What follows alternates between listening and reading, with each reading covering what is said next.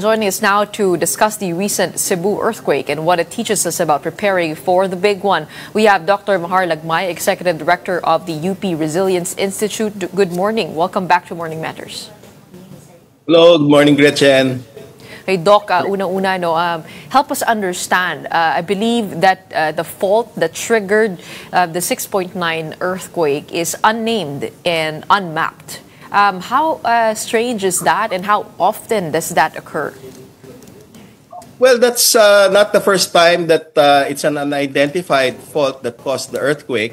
So there were faults that were identified in Bogo, in Daang Bantayan, and other parts of Cebu. But based on the earthquake epicenters, the source of the earthquakes, they don't plot in those mapped faults. So that means that we need to identify the fault that caused that earthquake. In Bohol, in 2013, there was also that kind of unidentified mapping. There was the North Bohol fault, which was absent before the 2013 Bohol earthquake occurred. Also in Mindanao, there were faults there that were not identified, and some others. Also, hindi po siya nakakagulat. Posibleng mangyari ito. Posible din ba na ganun din ang mangyari dito sa Metro Manila, na hindi yung Marikina Valley Fault na binabantayan po natin tatama yung ganito kalakas na earthquake? Well, yung Metro Manila mas well-mapped, yung Marikina Valley Fault, east and west, namapan ng mabuti yan. I myself have been doing some trenches, and I've seen that fault to be really there, many times. So mas maganda ang mapping sa Manila. And the identification of faults is only as good as the amount of work that we put into it. Okay. Sometimes they are also hidden. Kasi nasa ilalim, natakpan na, so hindi makita from the surface. And then we find out, or we realize that it's there only after the earthquake happens. And important kasi talaga yung mapping nito, kasi one of the hazards ng earthquakes is yung ground rupture. You need to know that so that you don't build on top of it, kasi that rupture is very powerful. It can break apart any infrastructure. Yung ground shaking, that is dependent on how near it is to the fault that moved. So it's very important in preparing for earthquakes. Okay, and how do you assess the impact of the 6.9 magnitude earthquake? Ito ba ay nagmukhang sobrang lakas dahil hindi handa yung mga infrastruktura dun sa mga syudad at munisipalidad? Or is this comparable to what we might experience, only a little bit stronger, with a 7.1 forecasted, the big one earthquake here in Manila? Ayun, yung earthquake was very near those places that were hard hit, di ba? May mga nag-collapse na mga buildings na naging parang mga cards na nagiba. So, iyon po, kung nasundan natin yung building code, supposedly, yung bagong building code, so supposedly, dapat mag-withstand siya. Kasi nakita ko parang intensity 7 ang instrumental record, probably if it's intensity 8, dapat yung building code, kung nasunod yon ng mabuti, ay baka hindi gumuho yon, or mas malaki yung chances. Of course, marami mga factors at play here, pero yung ganong klaseng intensity, yun ang mga talagang pinag-aaralan ng mga engineer, and they're trying to put it in the code so that our buildings can withstand such impacts. So baka maging ganito din yung itsura at mas malala pa sa Metro Manila, lalo na dun sa mga mas luma.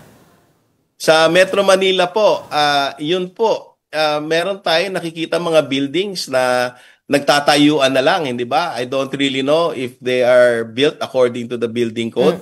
Maaring nagtipid, maaring may corruption, we don't know. So, hindi pa naman din huli ang lahat. We can have them inspected by structural engineers before the big one happens. So, marami pa po tayong pwedeng gawin before that earthquake, that big one that we're expecting. We have to prepare for the hazards, and we have to make sure that all of our structures are according to the building code. If people will do their due diligence, which usually nga yung mga nandaraya hindi na ginagawa yan, hopefully, no. So kanya-kanya na lang din tayo ng pag-iingat. Pero ito nangyayari ngayon sa Bogo. Kanina we had a reporter, malakas daw yung aftershock, ay parang hindi daw aftershock. Yun ba ay inaasahan talaga, o parang ito ay talagang malakas na seismic activity in that region? Yes, may nakita nga ako kaninang madaling araw na magnitude 5 or a little bit above magnitude 5. Ang mga aftershocks po, by definition, ay nangyayari after the main shock, no? And normally, ini-expect natin na swarm of aftershocks yan. And it can last for a month or more. Matagal pa. Matagal. Pero habang tumatagal, humihina ng humihina. So we had a magnitude 6.9. And the one this morning was magnitude 5 point something. I think 5.1. So maybe magnitude 5. But it was nonetheless still strong. Magnitude 5 actually released a lot of energy, and that's why it was felt and scared a lot of people na nagpapanik na actually kasi na-scared na talaga sila. They don't want to go back to their houses because of yung mga damage na katulad yan sa picture. Ganun din po ang nangyari doon sa Mindanao, ano? Yung nasa tent, doon sila natutulog sa labas. Ang dami-dami po natutulog doon sa kalye, naka-tent, dahil po takot yung mga taong bumalik because of the aftershocks. Oo. And I guess people are asking, no, how does this seismic activity relate to the ones up north? Meron ba yung epekto na kapag may gumalaw dito sa once in 400 years, baka gumalaw ni rin dito sa taas? Kailangan lang maintindihan natin na ang Philippines ay nasa Pacific Ring of Fire. Marami tayong faults na gumagalaw. There's what we call a stress transfer. Kapag gumalaw, for example, yung fault sa Leyte, nata-transfer po yung stress, nandun po naiipon naman dun sa kabila, and then yun yung may malaking chance na magkaroon ng earthquake. Pero medyo malayo naman yung north na tinatanong mo. But there's some kind of relationship, and that is the one that we're looking at, lalo na dito sa National Institute of Geological Sciences, si Dr. Mario Aurelio. Kumbaga, kinakalculate yan at pinipredict kung saan yung susunod na maaaring gumalaw na fault. Okay, bilang panghuli, ano ang inyong reminders sa lahat? Every time this happens, we have to put it in people's consciousness that the big one is just a matter of time in occurring. Ano po ang inyong paalala, pati na rin sa ating mga local governments? Okay, paalala ko lang na makinig kay Doc Ted Esguerra, no? Nakikita ko siya ngayon dyan. Marami safety tips para sa response. Pero bago pa tayo magresponde, ngayon pa lang ay marami na tayong pwedeng preparations na gawin. No? Yung mga hazards, alamin po natin yung hazards. Like, huwag tayo magtatayo sa fault line. Yung building code, sinusundan natin. Yung apoy, kailangan siguradong hindi magliliyab yan kapag magka-earthquake. Makakabawas tayo.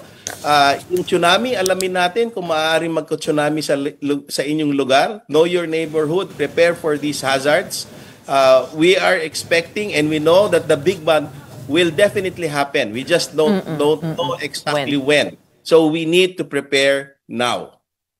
Well, Doc, we're happy that your group is getting more attention and more resources from our lawmakers. Sana po ay lumaki pa ang inyong grupo at inyong capacity to be able to help us predict and actually be prepared for these things. But in the meantime, maraming salamat for joining us this morning and helping us understand the latest earthquake in Cebu. We have Doc Mahar Lagmay, Executive Director of the UP Resilience Institute. Doon na po tayo sa partner ninyo, no?